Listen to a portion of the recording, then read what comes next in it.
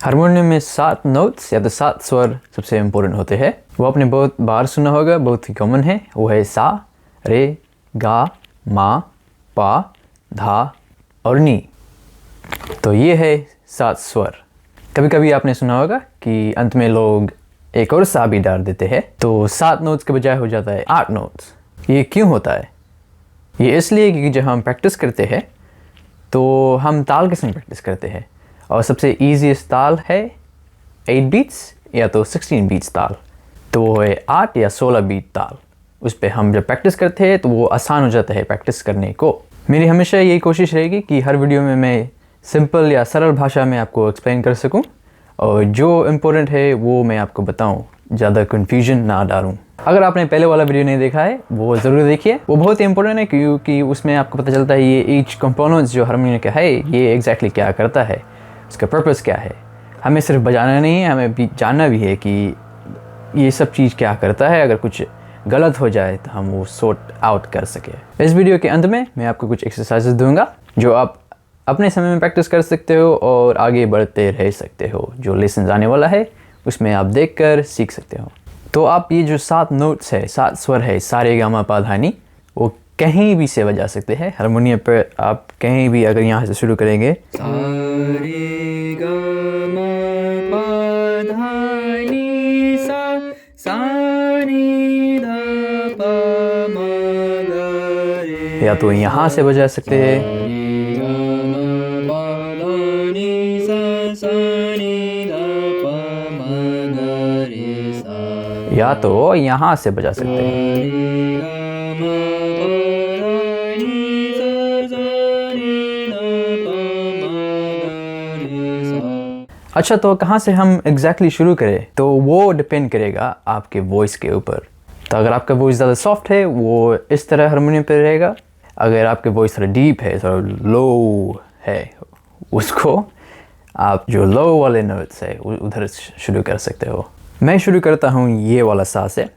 तो जो ये ब्लैक नोट है, काला वाला नोट, वहाँ से मैं शुरू करता हूँ। तो मेरा वाला ऐसे दिखता है। सा रे गा मा पा धा नी सा, सा रे धा पा मा गा रे सा। सबसे बेस्ट चीज़ इसके बारे में, आप कहीं भी शुरू करो, लेकिन जो नोटेशंस, अगर गाना के नोटेशंस है वो आप अपने जहाँ से शुरू किया है वहाँ से बजा सकते हो।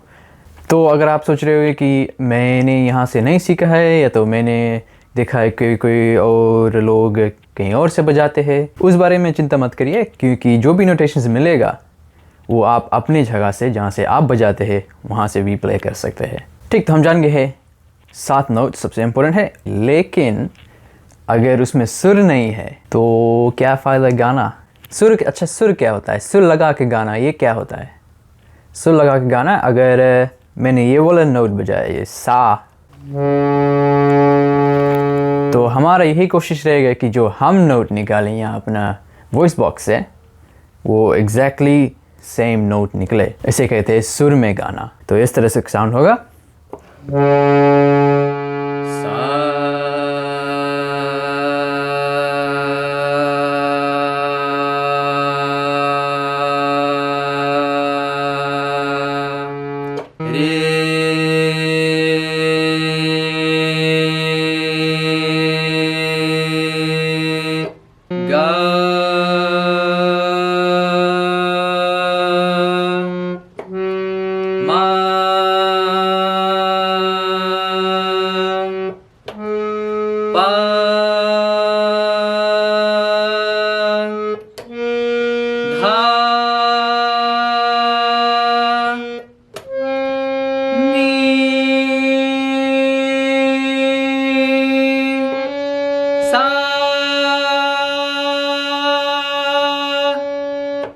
ये 8 वाला नोट था, ये ऊपर वाला सा था। तो हमने नी तक कर लिया, वो 7 नोट्स हमने कर लिया। ये जो एक्स्ट्रा सा है वो 8 वाला नोट था। तो ये है सुर में गाना। अब मैं ऑक्टेव के बारे में बात करूँगा। तो अगर आपने शुरू किया है आपका सा यहाँ से, तो आपका ऑक्टेव 7 नोट्स जो है सा रे गा मा पा धा नी, वहाँ तक रहेगा एक ऑक्टेव। तो जहाँ से मैंने शुरू किया है यहाँ से और यहाँ तक ये हो गया है एक ऑक्टेव या तो एक सप्तक। इसका नाम है मध्य सप्तक, मिडल में रहता है ये, और ज़्यादातर हम यहीं पर बजाते हैं क्योंकि हमारा वॉइस जो है मेजॉरिटी ऑफ द टाइम यहीं पर रहता है। तो ये इंक्लूड करता है जो नोट्स बीच में आता है, जितने स्वर बीच में है यहाँ से यहाँ तक, वो सब मध्य सप्तक में है, मिडल ऑक्टेव में है। तो यहाँ से अगर ऊपर जाए, यहाँ से फिर सा शुरू होता है।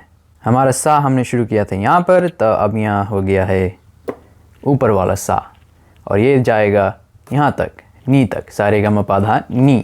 तो इस ऑक्टेव को हम तार सप्तक कहते हैं, जो है हायर ऑक्टेव। जैसे पहले वाला ऑक्टेव में इन बिटवीन जितने भी नोट्स है वो सब तार सप्तक के हैं। अब हम नीचे जाए, यहाँ से हमने सा शुरू किया था, तब उससे नीचे एक और ऑक्टेव है यहाँ से। तो एक पूरा एक ऑक्टेव यहाँ से सा शुरू होता है, यहाँ से ख़त्म होता है। तो ये वाला है लोअर ऑक्टेव, जो है इसका नाम मंद्र सप्तक।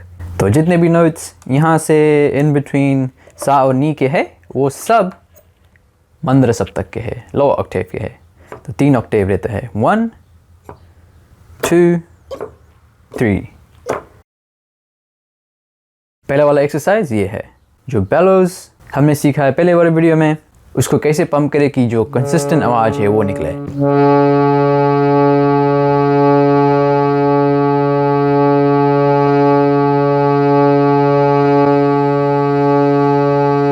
ये आप सब जितने सारे स्वर है, सा रे गा मा पा धा नी और ऊपर वाला सा भी, ये सब में आप कंसिस्टेंटली एक्सरसाइज कर सकते हो। जितना क्लोज टू कंसिस्टेंट हो सके उतने करें। इस तरह नहीं होना चाहिए, देखिए इस तरह नहीं होना चाहिए।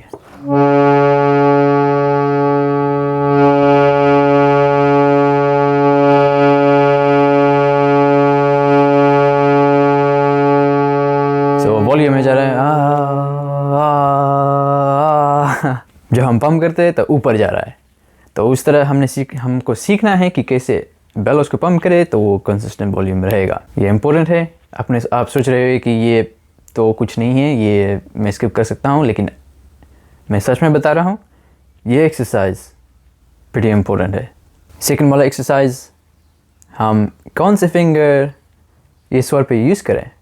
हमको यूज़ करना है ये वाला जो पॉइंटर फिंगर है, मिडल फिंगर है, और ये तीसरा वाला फिंगर है।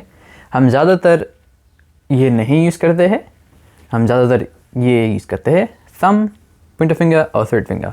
तो ये 3 हम ज़्यादातर यूज़ करते हैं। मैं ये यूज़ करता हूँ जब मुझे नीड रहता है, ये वाला नहीं यूज़ करता हूँ। डिपेंडिंग ऑन आपका क्या बजा रहे हैं, ये यूज़ कर सकते हो, लेकिन ट्राई टू अवॉइड इट। तो ये 4 फिंगर्स अब यूज़ कर सकते हैं, ये कम होगा लेकिन यूज़ कर सकते हैं।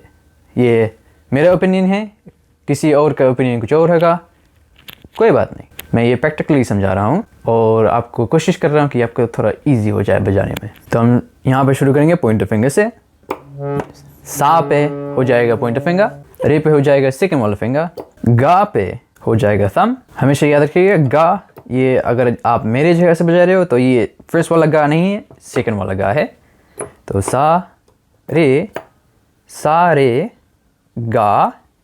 अब मा पा धा, मा पा धा नी, मा पा धा नी, और फिर हम यहाँ आगे सा।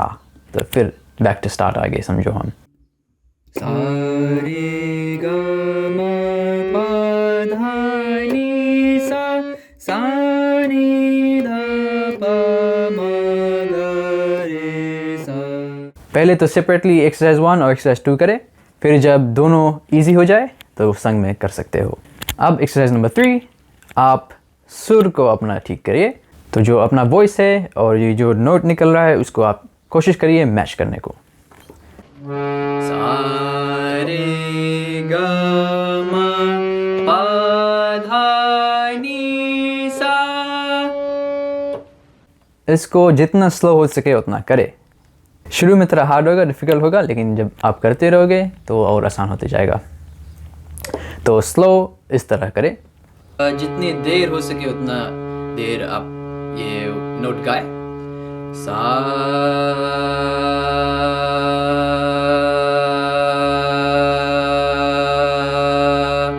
नेक्स्ट वाला रे,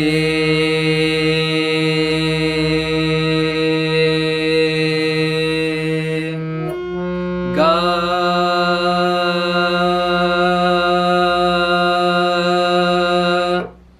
इस तरह से।